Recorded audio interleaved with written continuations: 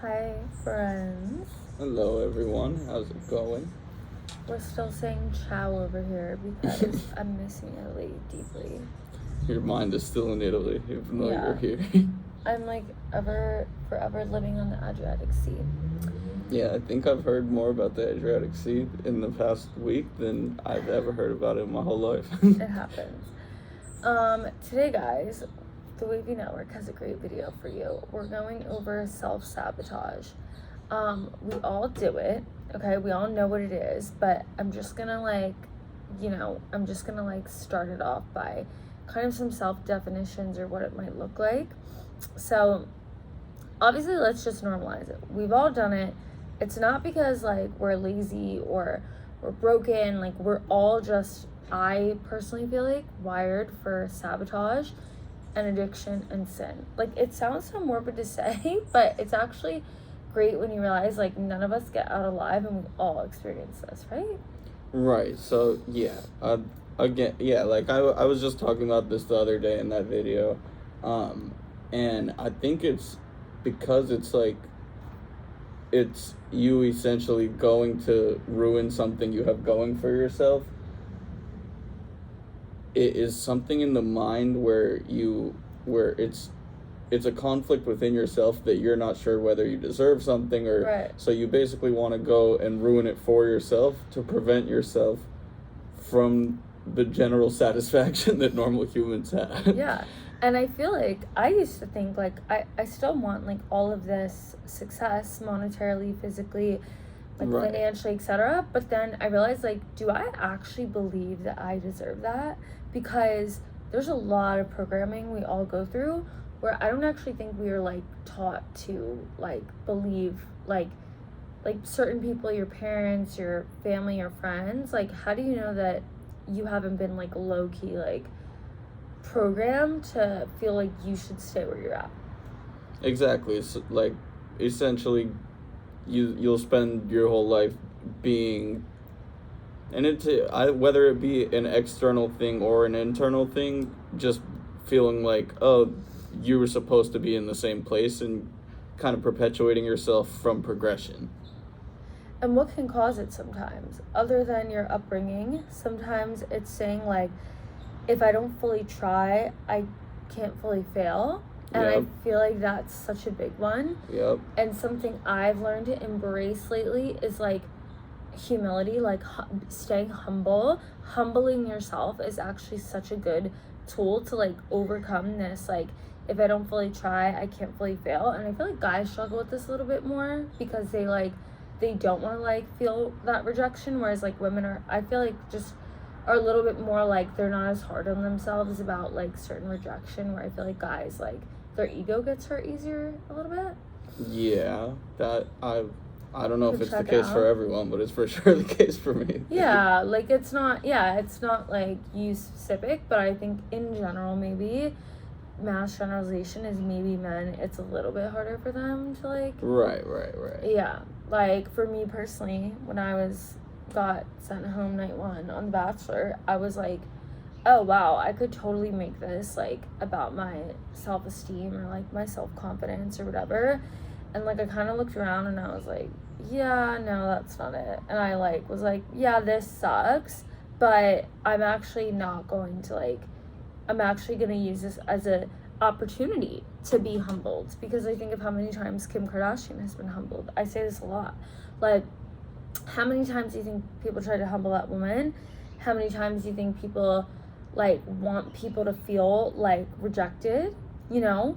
And the only way that we can, like, feel rejected is if we, like, allow ourselves to feel it. But actually, even if people want you to feel, like, upset or rejected or hurt or humiliated or humbled or whatever, if you just kind of actually, like, know your worth, as cliche as it sounds, like, that's a really good way to overcome self-sabotage, is by, I almost feel like it's more internal than external. Like, I feel like people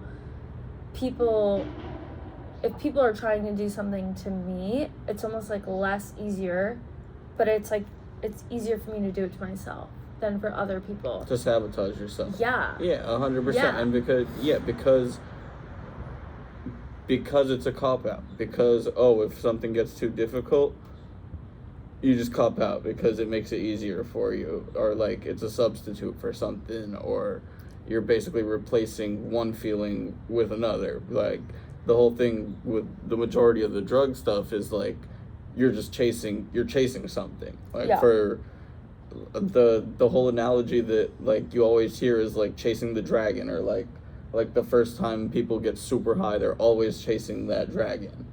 Like, and so it's the same thing of where once you do that to yourself once, it becomes easier to sabotage yourself. It becomes easier to be like, oh, well, it's actually okay to do that.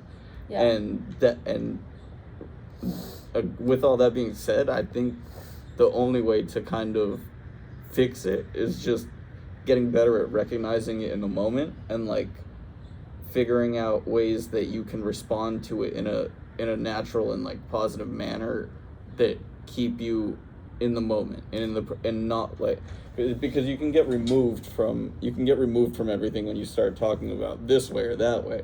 But I remember what we learned about using it as data points, like, not using when you F up, when you slip up, not using it as, like, a way to shame yourself, but using it as a data point. Like, okay, what went wrong? Like, why did I just try and sabotage myself? I feel like that's also sabotage. It's, like, in relationships or with, like, the opposite gender, it's really easy. I used to do this a lot. Like, I feel like I would just, like, block people, or I would, like, pick fights, and I would get really upset. And it's not that it was necessarily meant to work out with that person, but it was more so that I didn't give myself the opportunity to, like, handle my emotions in a mature way, and to, like, actually do right by other people involved, even if they're not doing right by me or whatever the situation is. It's, like, a form of self-respect and self-care and, like, self-maturity to not, like, you know, flip on other people, even if they're doing you wrong. And it's, like, a sign of, like, maturity to, like, end things amicably, or, like, end things professionally in any situation, a job, like, a romantic relationship, a friendship. Like, I feel like we've all had situations where friendships have ended badly, or not the way we, like, would have been the best outcome. And it's, like, again, are we self-sabotaging in a way? Like, instead of just ending it on a higher route, we're, like, kind of choosing to bring out the worst version of ourselves. Yeah, exactly. You're sacrificing the possibility of the positive things that will come if you stick it through. So you're basically doing the early cop-out and getting rid of the problem altogether, which in itself is sabotaging yourself. Yeah, or you're not allowing yourself to be vulnerable. Like, you're basically checking out of a situation. Exactly. So you're self-sabotaging your opportunity to have courage in the situation, because, like, vulnerability is courage. Straight up, to be vulnerable takes courage. Like, you need to be brave to have courage and to, like, be authentic in a situation. So if you feel like you can't do that in the moment, you're basically self-sabotaging. Like, we've all done it. How many times have you guys said something to a friend, a family member, a significant other, or something, and then you literally look back and you're, like, embarrassed, and you're like, why did I say that? That was so crazy. How did I end up in that situation talking like that? How was I talking crazy like that? Exactly. And you're like, that wasn't me. But it's like, in the moment, you knew that you were probably doing something a little crazy and you were going to regret it. I will say this.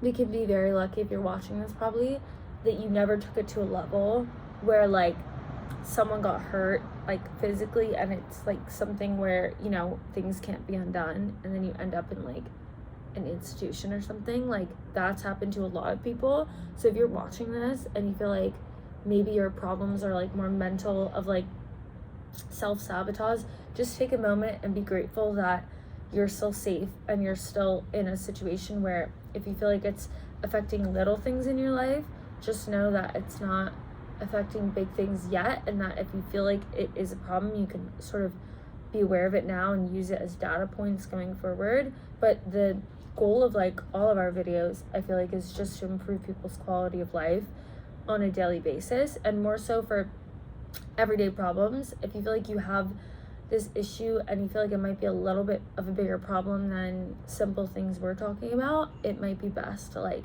seek professional help, and to like really dive into the problem.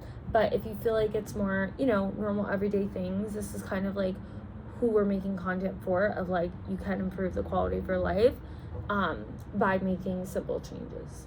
And we're doing it because it's like we're dealing with a lot of this shit too. So Fully. like at the end of the day, like We're a lot these of for ourselves, a lot of this is just coming from a place of like self-reflection and like yeah. like oh like what everything we talk about we're fully experiencing right now, right, which is so why it's easy to talk about.